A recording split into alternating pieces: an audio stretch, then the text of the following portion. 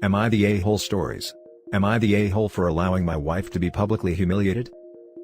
I love my wife, she is the best thing that ever happened to me. She is also not a super nice person, and can be something of a bully. Her son got married recently and she hates the bride, no actual reason, just hates her. She kept joking about wearing white to the wedding, and the poor bride, who doesn't know her very well, thought she was just joking. She wasn't. She wore a floor-length white lace gown to the wedding, just to be a witch. I told my wife that this was a terrible idea, and that she was making herself look crazy, but she would not be reasoned with. When the bride saw her, she teared up a little. This is after a lot of bad blood between them. During the reception, my stepson bribed his wife's nephews. One distracted my wife. She loves kids, so got up to play with him, and the other one put the chocolate frosting off of a cupcake on her seat. Honestly, I didn't say anything, because I told her ahead of time that she was going to deserve whatever she got. She didn't notice for hours until my stepson said something before he left. Somehow, she isn't mad at him, isn't mad at the kids, but is furious with me and says that I should have told her, and I am supposed to be on her side. I thought this drama was over, but my stepson posted a picture of his wife on social media this morning, and the crap-looking stain is pretty clear in the background, so my wife is mad at me again. Now for the top comments. Dude. Like another user commented, you should absolutely not have enabled this behavior in your wife by going to the wedding with her at all. What she did doesn't just make her look crazy, it's something that a lot of people would cut contact with a parent over and be justified in doing so. The woman needs therapy, and it sounds like you do too.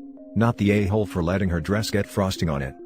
But you're the a-hole for not actually standing up to her at all, and leaving the responsibility on literal children to put a grown woman in her place. Like Jesus Christ, man, you say the bride almost started crying at her own wedding as a freaking throwaway line. Where is your empathy and compassion?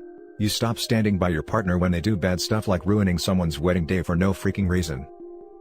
Where's your empathy and compassion? If he had empathy and compassion, he wouldn't be married to someone like that. I noticed in another comment he says he's an a-hole too, which is part of why he fell for her. Just he who is proud of being a bad person. And how is this bitter, antagonistic person the best thing that ever happened to you? I am really curious. How does a vindictive hater become this in your eyes? Sorry, but I don't feel the least sorry that she was made an object of ridicule at your son's wedding. She took the first shot, a volley was returned, and her wound was the more fatal. Good. The a-hole here is your wife. She made her bed, let her roll around in the frosting for a while. You could maybe have told her about the butt stain if there was any hope that would force her to change her dress. Do you suppose she has money? Somehow, I feel like it is likely part of how great OP thinks she is. Aside from that possibility, the bar isn't set very high here, since he doesn't care if the bride cries or the pictures are full of butt-stained mother of the groom. The second best thing might be a joke heard in a 6th grade gym class that still gets repeated often. Everyone sucks here. Her for everything, and you for not doing more to warn the bride or your son. Why are you even with someone who you admit is a terrible person?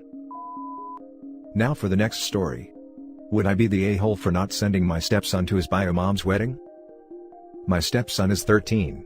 He has lived with my husband and I since he was 6. Before that he lived with his biological mother, if you could even call it that.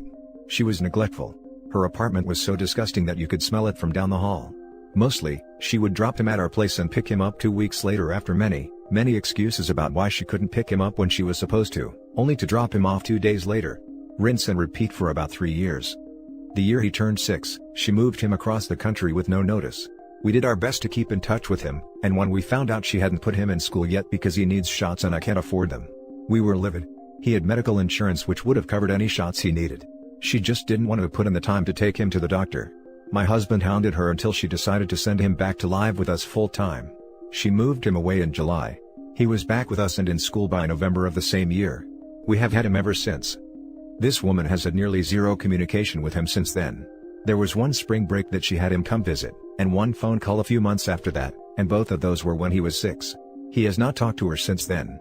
We send pictures and updates about every 3 months but she never comments on them or asks to talk to him. We have asked him and he said he barely remembers her. Now suddenly, out of the blue, she wants him to come to her wedding this April.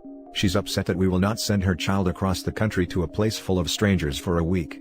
Especially since we will be on our own vacation for spring break that same week, which we've had planned for months. Would we be the a-holes for not sending him to her wedding? Edit, yes. We've asked him. He doesn't want to go to her wedding because he doesn't know her. She is a stranger to him. Now for the top comments. Not the a-hole, she's not looking for a relationship with her son, she's looking for a showpiece for her wedding, so she can pretend she's not a terrible mother. Enjoy your trip with your family and ignore her. Precisely. Sending him would not be healthy, nor would it make him happy, quite the opposite. Not the a-hole, and please stick to your guns about not sending him. Not the a-hole. She just wants to show him off. Go on your family vacation and ignore her. Which is exactly what she'll do to her son for the week he's there, apart from a few photos on her wedding day. He doesn't even want to go, so it's a moot point anyways. He's old enough to decide for himself. I wouldn't want to spend a week with a bunch of strangers. Not the a-hole. She's looking for a wedding centerpiece, not a relationship with her kid. I would probably ask him what he thinks about going while not laying all your cards on the table for him. If he were to go out there, he's still young enough he would be very hopeful this was a start to a relationship with his mom.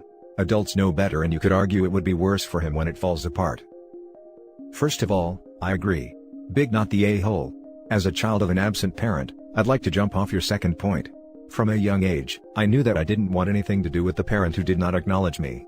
It's a sentiment that I have shared with every other person I've known in the same situation. I think it's a bit of a misconception that kids are eager for the love of a parent they don't remember. In addition, I am grateful every day that no one was pressured into a relationship with me, and I'm so grateful that I was kept away from that part of my biological family until I was old enough to set my own terms for the relationship. It won't work for everyone, but I think sending this kid to be alone with his mother, whatever the circumstances, would be a scary prospect. Considering she has been neglectful in the past just makes it all the more risky for his emotional and physical health. Next story is titled, Am I the a-hole for forcing a reunion between my fiancée and her family? My fiancée, female 22, and I, male 24, have been together for years. We got engaged after we found out that we were expecting a baby boy. My fiancée isn't on good terms with her family, especially her mom. I should mention that at 17, my fiancée was pregnant, but her mom and everybody in the family wasn't approving of her having it. They kept pressuring her to have a termination, then give up the baby for adoption. My fiancée ended up having a stillbirth. A few months later, she moved out of the house, and that's when we met. She cut contact with her family and her mom. No one came to our engagement party because my fiancé didn't allow them, although they tried to make amends.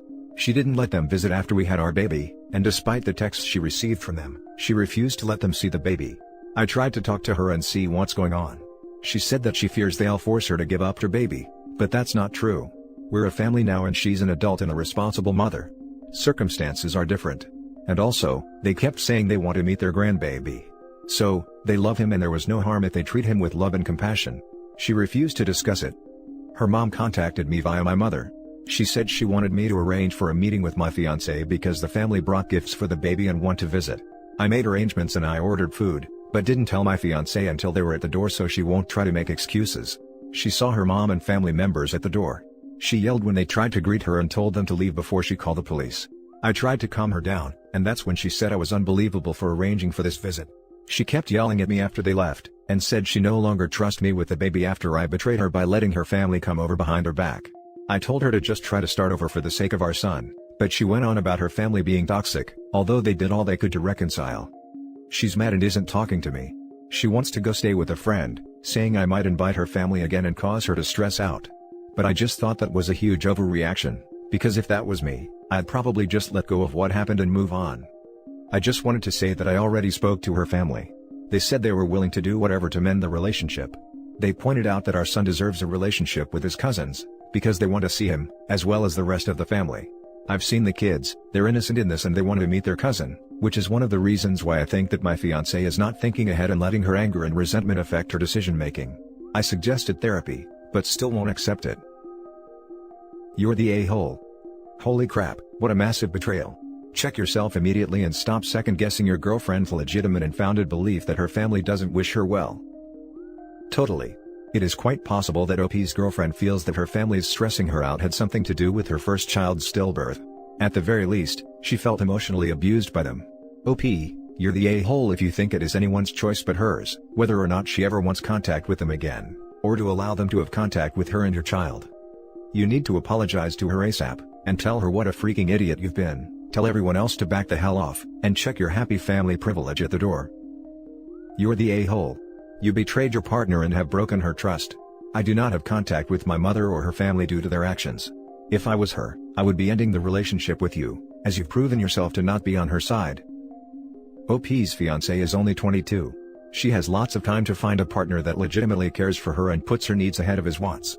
I hope someone in her life is reminding her that at 22 you have so much time, there's no need to anchor yourself to an a-hole. Wow, dude, you're the a-hole. Just because you think you would react a certain way, does not entitle you to demand your fiancé react the same way, much less trap her in a situation where she is forced to react at all. This goes double for a situation where you physically are incapable of enduring the same set of circumstances. You do in fact need to earn back trust here, if you even can. Now for the last story. Am I the a-hole for kicking my friend out of my house after what she did? My, male 36, wife passed away 2 years ago. I have an 11-year-old son named Sean. I'm doing okay with money, I have a stable income and support system. I also have a friend named Kate and we've been together since we were kids. She's like a sister to me, although she tends to boss me around. She's introduced me to her female friends hoping that I'll settle down again. I told her I have other priorities and I'm required to focus on Sean and his health. He's diabetes. Kate thinks there's something wrong with me, but not everyone's circumstance is the same. I started noticing a pattern in her behavior after she introduced me to a friend of hers. She'd tell me to leave Sean at home when we hang out and meet her friends. She'd tell me to take down any pictures that have my son and wife in it, because ladies will assume that I'm a single dad or still married, and that would limit my chances in dating. I told her to knock it off. And she said that she was just looking out for my social life, saying I'm ruining it and exhausting myself. I stopped talking to her for days. Then I decided to let it go.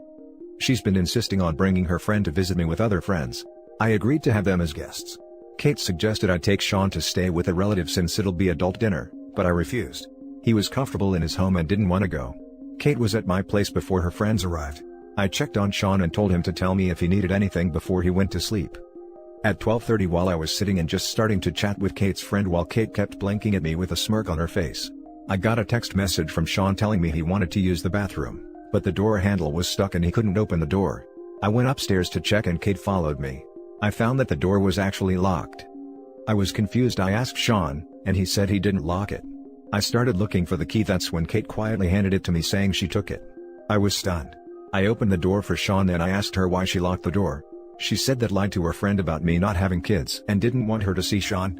She said it was no big deal since he was sleeping, but I was furious.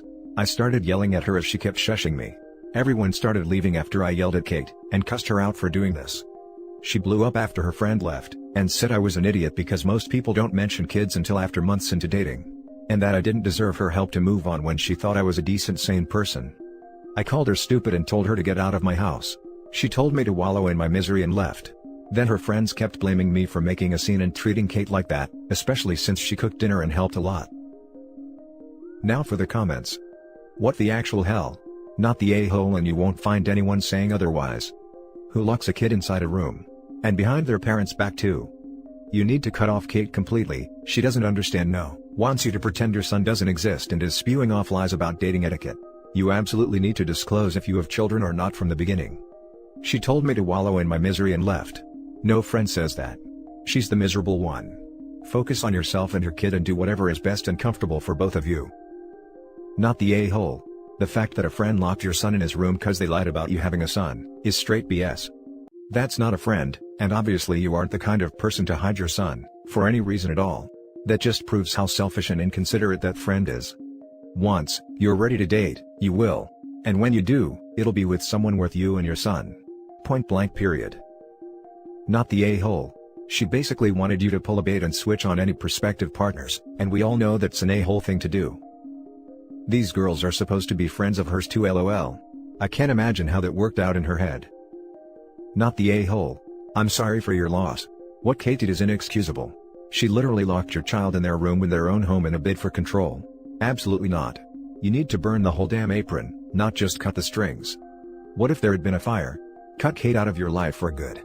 Endangering your child's welfare is not a way to help you or move on from your wife's untimely passing. I just reread, the child is diabetic by the way. Like, what? And that's it for this video guys. If you have thoughts to share, leave a comment below. Don't forget to hit like and subscribe if you like this content. I'll catch you in the next one. Good day everyone.